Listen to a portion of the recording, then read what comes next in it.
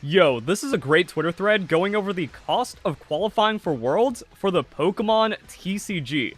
I'm excited to get into this, break it down, give my thoughts. If you enjoy the video, please leave a like, comment your thoughts down below, and share it with all your friends. Like, this is big Pokemon discussion, and if you're chasing any competitive aspirations, or you're just gaming, or you're getting ready for the Pal World update, we got Elden Ring DLC, use code VERLICIFY for 20% off your G Fuel order, and we have the 40th anniversary Tetris Blast Remastered coming out of the vault for a limited time, so go and check that out, or just get any flavor you like, and now we can break this down. So Pokemon 2024 World's Chase.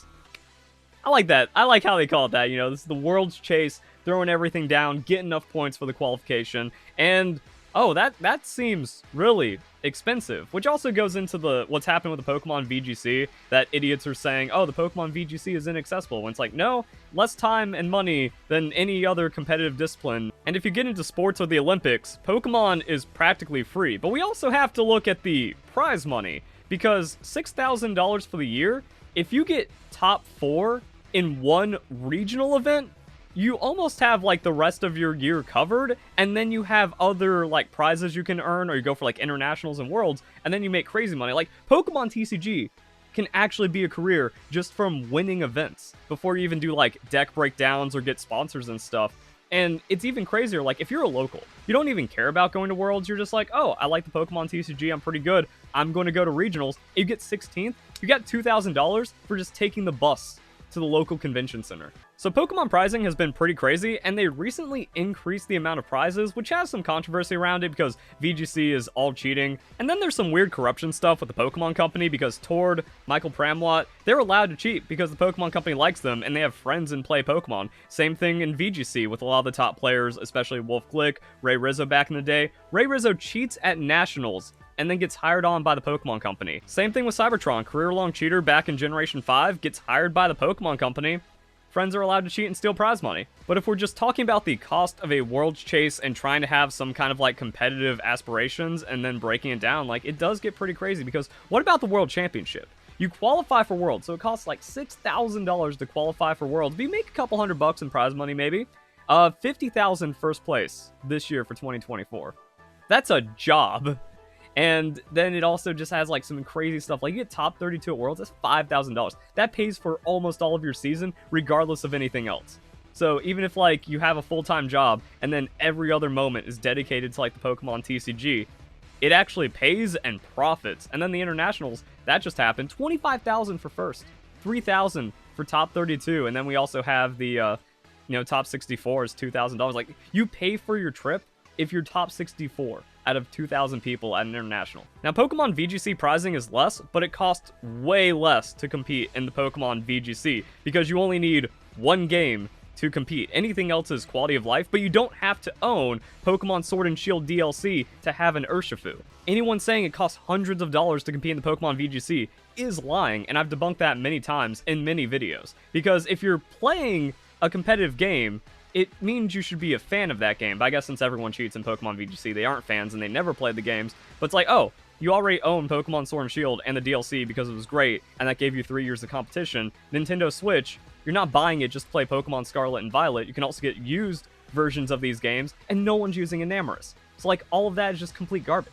And even then, it takes less championship points to qualify for Pokemon Worlds on the VGC side, so less events, less money spent on traveling, and you're not changing your deck every event as the meta changes or new sets come out. So yeah, Pokemon is objectively one of the most accessible forms of competition, especially with like the entry to prize ratio. Again, like if you're just a dude that's good locally and you get top 16 out of regionals, you just made thousands of dollars. Pretty much every other esport costs more than the VGC. Every sport, Olympics, even chess is going to be multiple times more expensive to get into than Pokemon, and these brats still complain because they can't play a children's game without cheating. Let's see what the TCG looks like. So, event participation.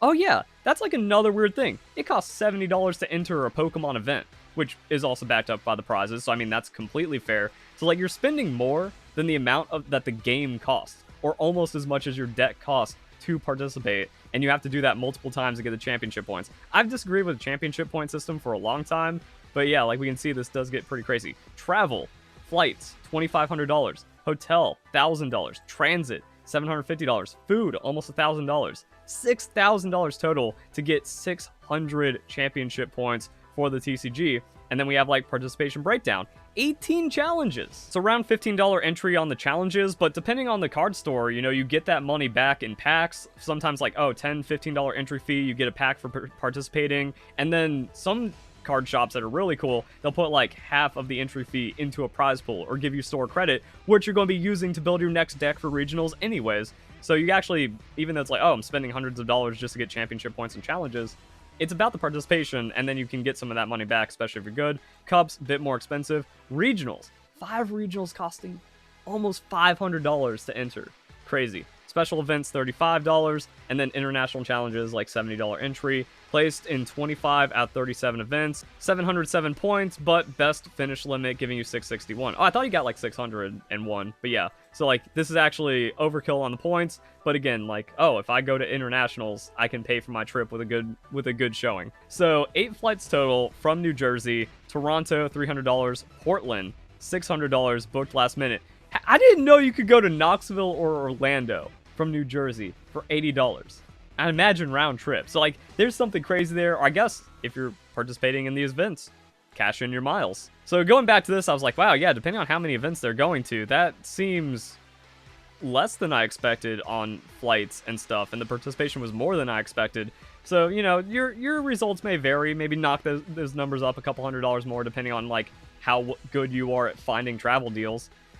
Stayed in 5 hotels, 2 Airbnbs. Cost is per person. So 5 people making the Toronto stay $136. So yeah, you cram people in the room in Airbnb, Orlando, that's crazy. And then you get those costs down.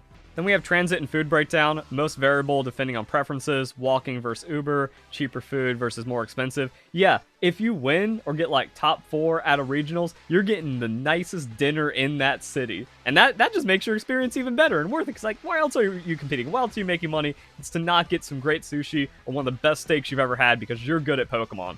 So it'd be, you know, around 5,000-6,000.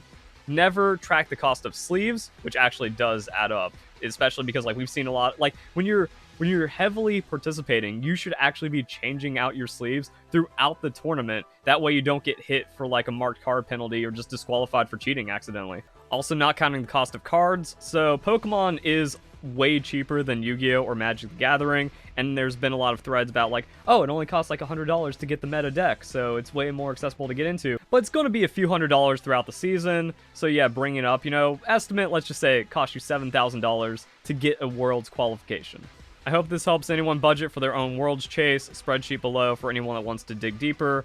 And yeah, that's actually like really cool that someone tracked it instead of just kind of like guessing and doing the mental math or the theory of like, oh, if the average flight for me is gonna be like $300, I need to go to 3 events, and that's $1,500 right there, maybe $2,000 total. Like all those numbers change, and then we actually have like a really cool and good breakdown of all this stuff.